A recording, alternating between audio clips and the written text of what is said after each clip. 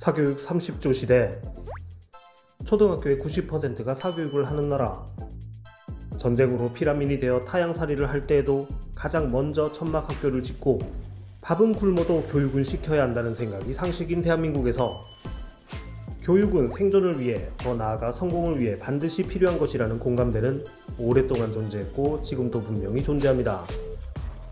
삼성, 현대와 같은 대기업의 화이트칼라, 의사, 변호사와 같은 전문직, AI, 로봇, 신약개발과 같은 기술 인력에 대한 선망은 여전히 공부가 생존이자 성공의 열쇠라는 사실을 보여주고 있지요.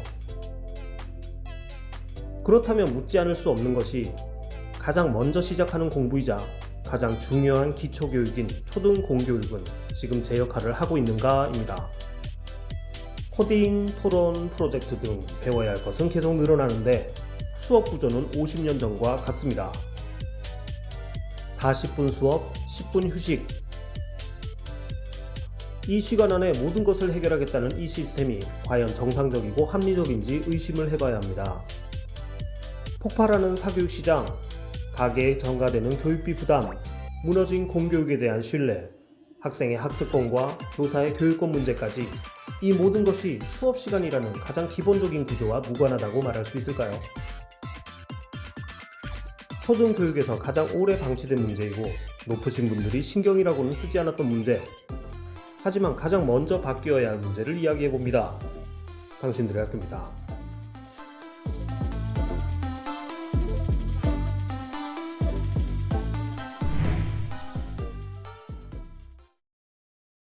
예전의 학교는 쉬는 시간에 우당탕탕 놀고 수업 시간에는 조용히 선생님 수업을 듣는 게 당연한 패턴이었습니다.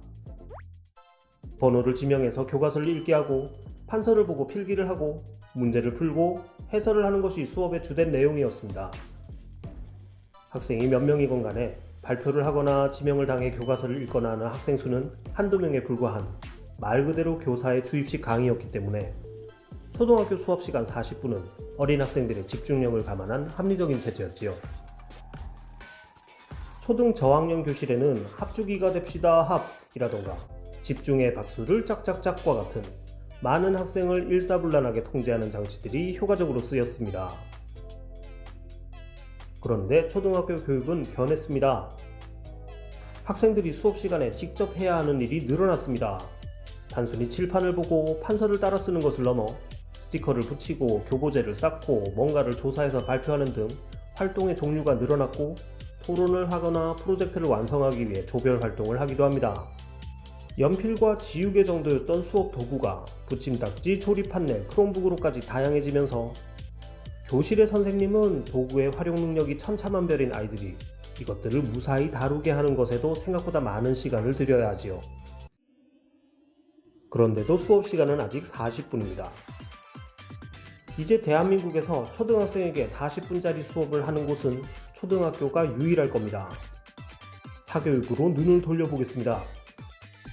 사교육에서 국영수와 같은 주요 과목은 60분짜리 수업마저 드뭅니다. 8, 90분, 더러는 120분짜리 수업도 흔하지요. 학교처럼 토론 수업이나 프로젝트 수업, 다양한 교보제를 활용하지 않더라도 학원의 수업 시간은 학교의 2배를 훌쩍 넘습니다. 강의와 피드백, 연습을 한자리에서 끝내기 때문인데요. 사교육이 이런 효율적인 시스템을 도입하여 승승장구한 것은 이미 오래전 이야기입니다. 다시 학교로 돌아오면요. 초등학생의 집중력은 40분이야 와 같은 이야기는 이제 현실과 맞지 않습니다. 사교육이 증명하듯이 강의를 위주로 한 수업이라도 충분한 피드백과 연습을 수업 시간 안에 구현해야 학습 효율이 올라간다는 것이 상식이 되었거든요. 더군다나 학교의 초등교육도 주입식 교육을 벗어나 학생이 활동하고 교사가 이를 피드백하는 구조로 변하고 있기 때문에 현재 수업 시간으로는 구조적으로 불가능합니다. 40분, 이렇게나 짧은 수업에서 예상되는 결론은 둘 중 하나입니다. 학생 활동에 대한 피드백이 형식적이거나 학생 활동 자체를 대강하거나 어떠한 경우에도 교육의 목적을 제대로 달성하기는 힘듭니다. 그 반작용으로 역대 최대라는 사교육 시장 30조라는 결과가 나온 것이다 라는 말은 꽤 설득력 있지요. 그럼 이것을 어떻게 바꿔야 할까요? 변화하는 데 있어 사회적 비용이 그나마 가장 적을 것으로 예상되는 방법을 제안하겠습니다. 40분짜리 수업을 60분으로 늘리는 아주 간단한 방법이 있습니다. 아마 일부 수업에서는 여전히 부족한 시간이겠지만 많은 수업에서는 늘어난 이 20분이 학생들의 활동에 대한 교사의 피드백으로 쓰일 수 있을 겁니다. 손이 느리고 간단한 지시도 엉뚱하게 수행하기 일수인 저학년 교실에 붙임딱지나 색칠하기와 같은 활동에서 소외되는 아이들이 줄어들 겁니다. 촉박하게 활동지에 빈칸을 채우는데 급급하던 토론도 조금 여유로울 수 있을 겁니다. 시간이 없어 준비한 발표를 못하는 일도 줄어들 것이고 준비된 자료 영상을 끝까지 보고 정리할 시간도 생기겠지요. 늦어진 하교 시간만큼 가게가 억지로 부담하던 사교육비도 조금이나마 줄일 수 있습니다. 물론 20분을 늘리는 것이 모든 문제를 해결하는 만능 열쇠는 아닐 겁니다. 하지만 이 20분은 단순한 산술적 더하기가 아니라 진짜 공부가 일어나는 골든타임의 확보입니다. 원래 주입식 교육을 염두에 두고 설계된 40분 체제에서 학생 활동이 강화되는 현대의 수업을 우겨 넣는 한 교사는 학생의 주도적 학습을 돕는 조력자나 감독의 역할을 하지 못하고 빨리 결과를 제출하려고 재촉하는 잔소리꾼이 될 수밖에 없을 겁니다. 하지만 60분이 된다면 교사는 비로소 아이들의 눈을 맞추며 그들의 사고 과정을 들여다보는 조력자가 될 수 있는 확률이 높아지겠지요. 아이들이 시행착오를 겪을 때 기다려줄 수 있는 시간, 실패한 실험을 다시 시도해 볼 수 있는 여유, 친구의 엉뚱한 질문에 함께 고민해 볼 수 있는 틈, 공교육이 사교육보다 더 잘할 수 있고 반드시 해야만 하는 성장 중심의 교육은 바로 이 기다림의 시간에서 시작됩니다.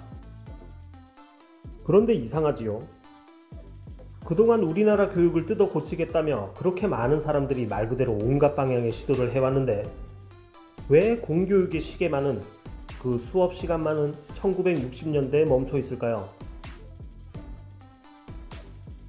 2025년 정교조는 초등학교 3시 하교 의무화를 반대한다며 성명을 내었습니다. 초등학교 아이들의 피로와 교사의 책임 증가를 이유로 들었는데요.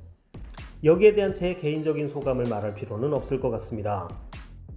다만 학생들의 정서적 피로, 교사의 책임 증가의 반대편에 공교육의 질 높은 학습 효과를 올려두었을 때 저울이 어디로 기울지는 각자의 판단에 맡기겠습니다.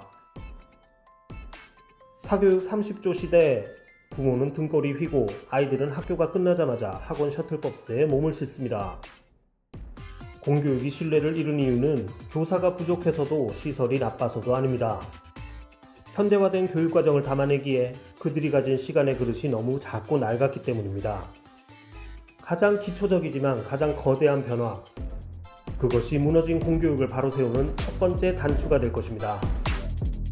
공교육의 시계를 다시 맞출 시간입니다. 당신들의 학교입니다.